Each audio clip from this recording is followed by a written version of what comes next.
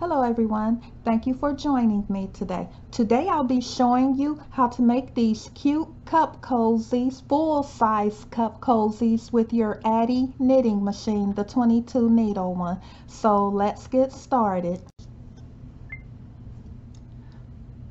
So what you will need for this project is some worsted weight yarn. This is a 4-weight yarn. This would work with 3-weight as well, or maybe double strand the smaller number worsted weights. You will need scissors. You will need a crochet hook, and this only requires basic crochet skills. You're only doing a single crochet and a slip stitch and a chain up one. I use a needle threader, but you don't have to. Along with a yarn needle, sorry if that's not showing very well, and a stitch marker. By the way, I make stitch markers if anyone is interested. So we will begin by leaving a long tail of maybe 10 to 12 inches. And then we're gonna cast on every other needle.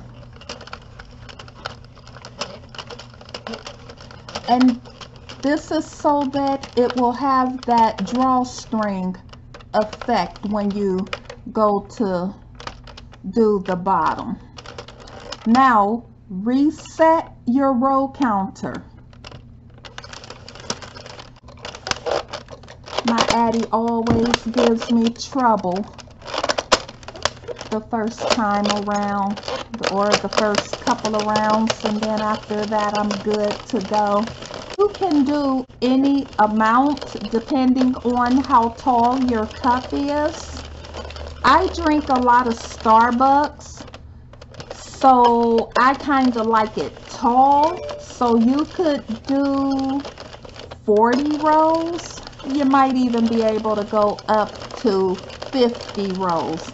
I would not go more than 50, but for just a regular household cup or basic size reusable or coffee drink, I would go with maybe about 28 rows. So we'll meet at the end when we get closer.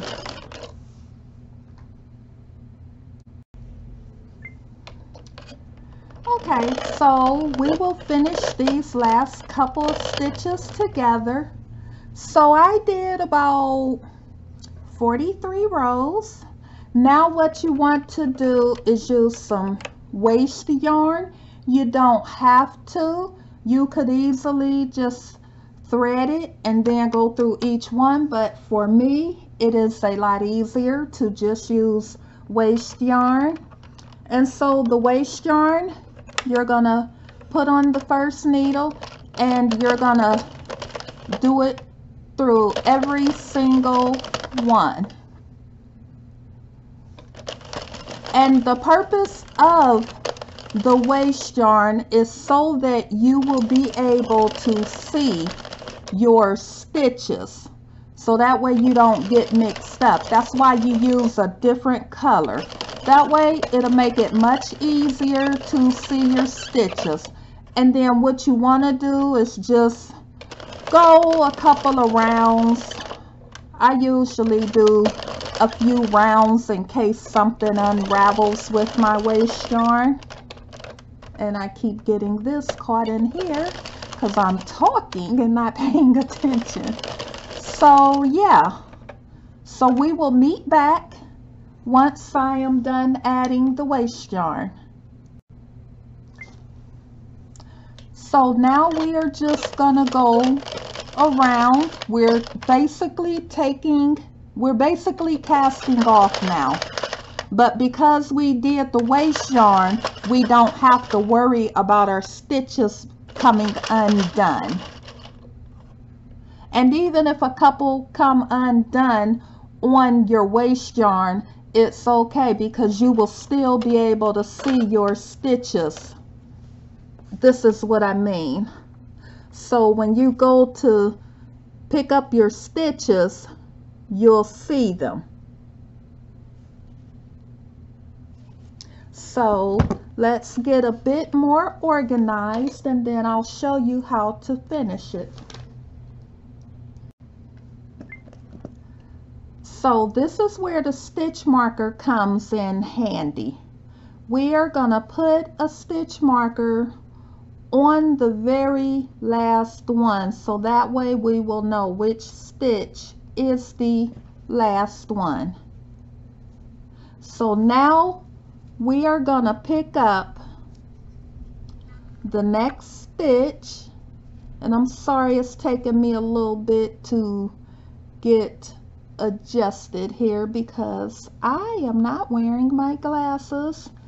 Okay, so you pick up that first stitch, do a single crochet and chain one. So we'll do another one together.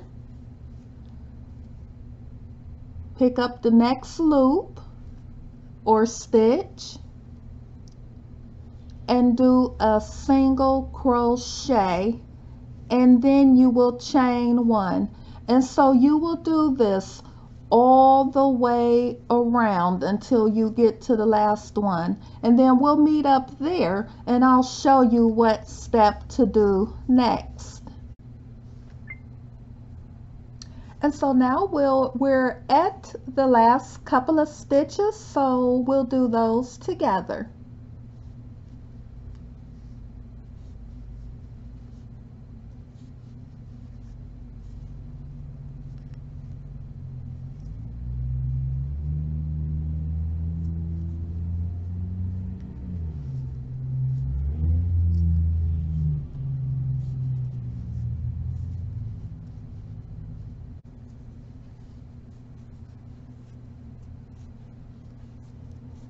Now we're going to slip stitch into the very first one that we did.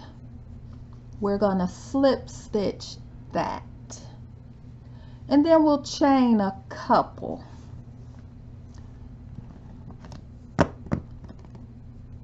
Now we're going to cut it. You want to cut it long enough for you to be able to use your needle to weave it in. And so we will just weave this in right along the top so that it is out of sight.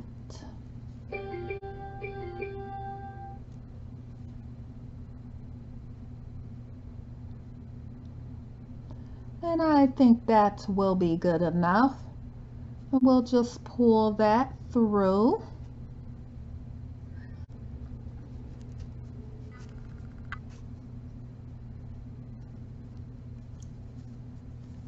Then we'll kind of stretch it a little, make sure it's not too tight, and then we'll cut it.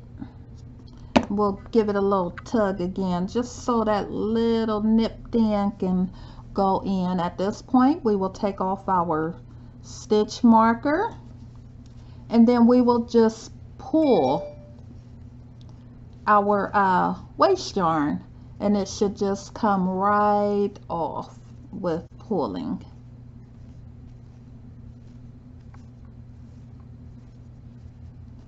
And so there's your finished top. Now we'll work on the bottom. And because we did the drawstring cast on, all we are doing at the bottom is just pulling it. You don't want to pull it too terribly tight, but you do kind of want to give it a nice little tug. And then again, we will thread our needle. Do is again give it a little tug, and we're just gonna weave this end right through the top part of the drawstring part, and we'll just go all the way around. I'm sorry if I keep getting out of frame. I'm so used to making these without being on camera that I forget. So please excuse me. And then we will go around this top again. So you're just going all the way around a couple of times, you know, because you don't want it to unravel. You want it to be nice and stay. And again, we go around. And then at this point, we will go in the opposite direction, just ensuring that it will not unravel. We're gonna go in the opposite direction a couple of times. Ooh, poked myself. I have an embroidery needle that I am using. I picked up the wrong ones.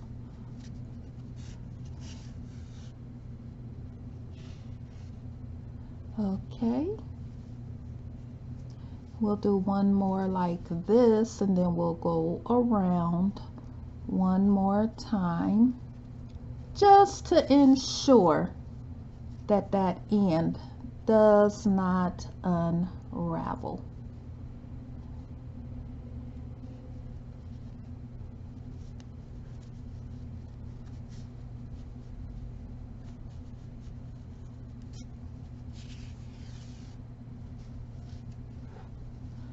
And then we'll cut this. Give it a little bit of a pull just to get that end that was snipped in. And so at this point, you can add your embellishments. As I have with this, I made a bow with the Addi.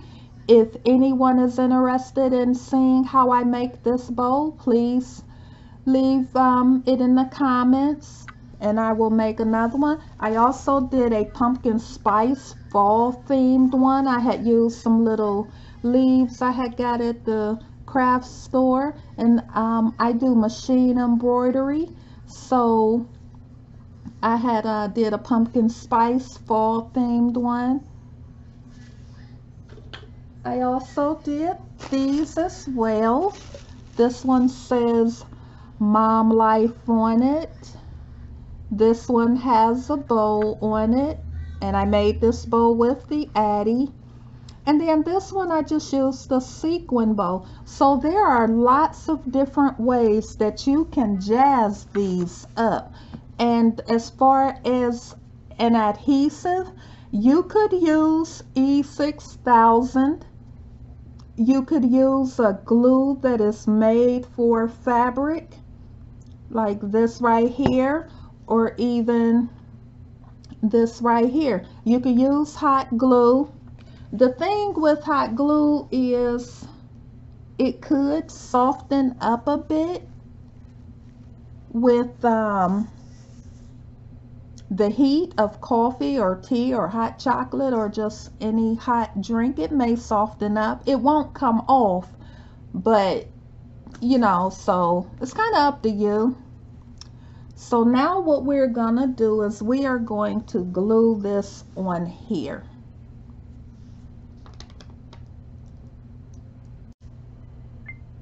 And there you have it. Look at how pretty that is.